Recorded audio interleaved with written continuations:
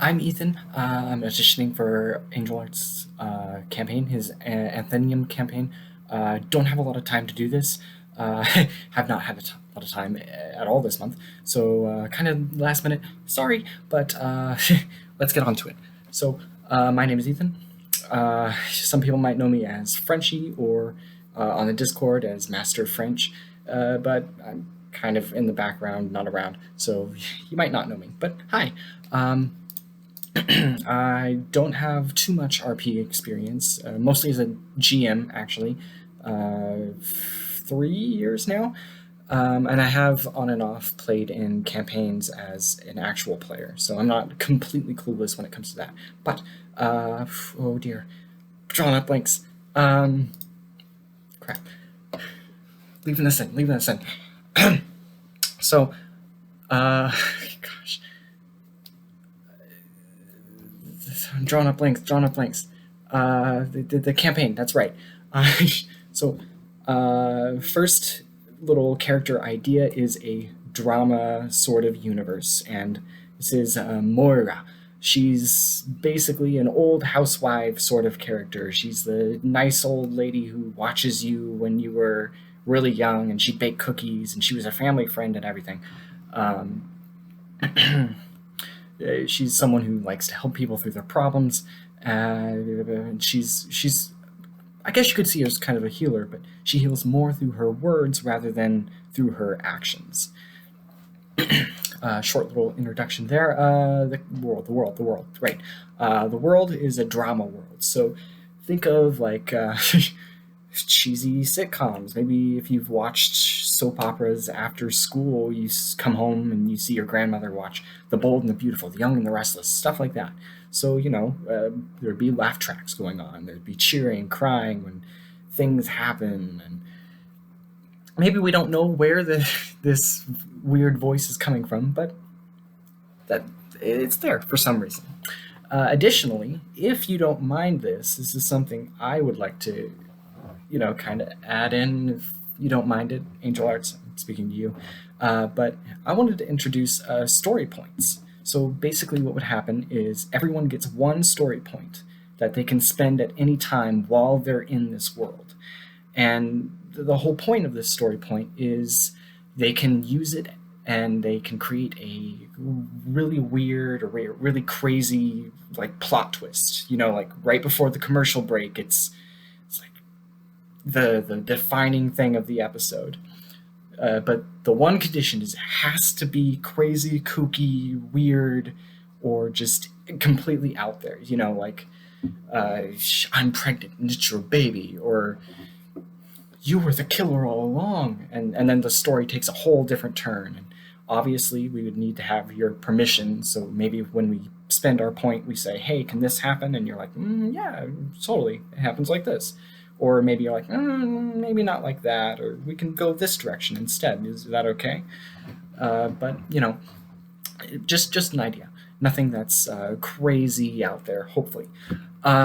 Second world, second campaign is the post-apocalyptic world. Zombies.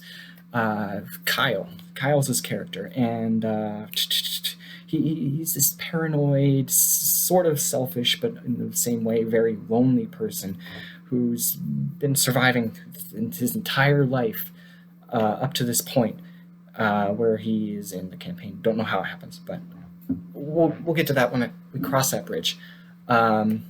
He'd be more of a roguish, rangerish sort of person, more of focused on trying to survive himself, and maybe not care too much about the party around him. But perhaps that could change with some time and experience with the actual party itself. Now, the world. Obviously, zombie apocalypse world. There's not too much you can do with the zombie apocalypse world. So maybe, like, I had an idea. I had an idea.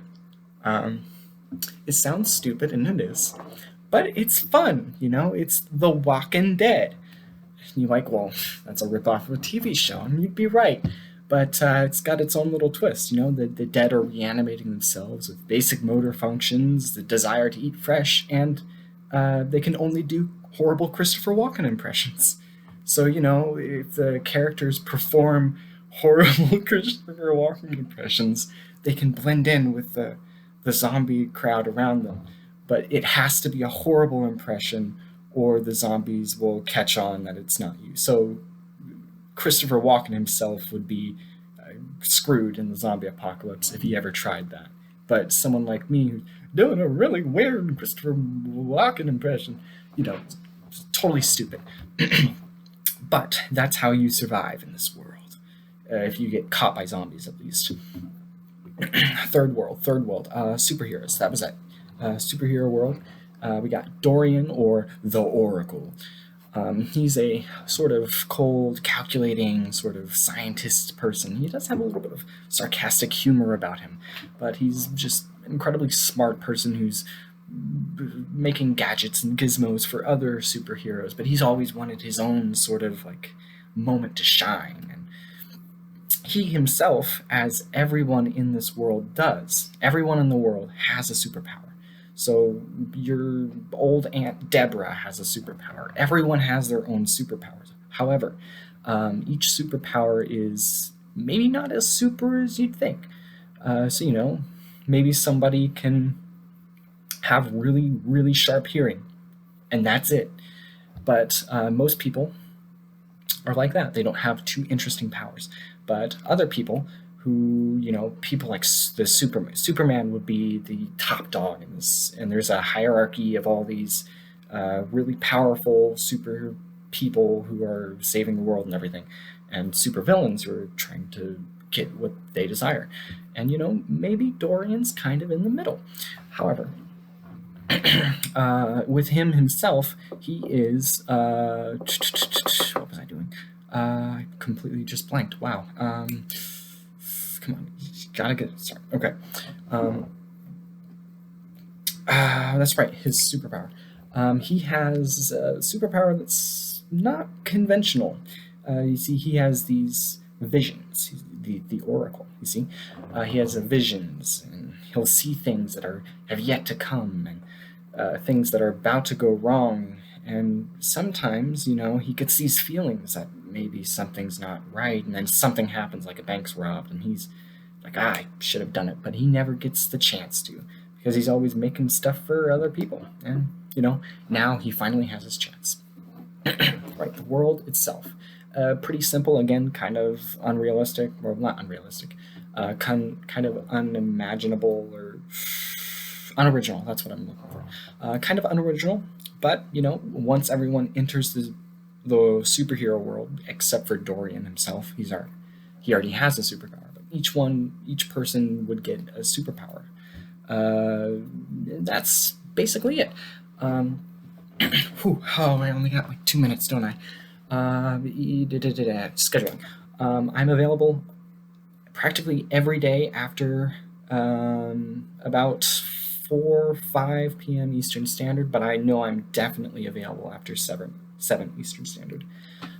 Best days to play would be probably Sunday, because I'm free all day Sunday, actually, and Fridays I'm free all day, except for every other Friday and Saturday evening I do have a game. For Friday games, Hale's game. She says we could go on hiatus if anybody does go into the campaign. I kind of don't want to, because really having fun in that campaign. But yeah, that could happen. Oh, another thing, scheduling.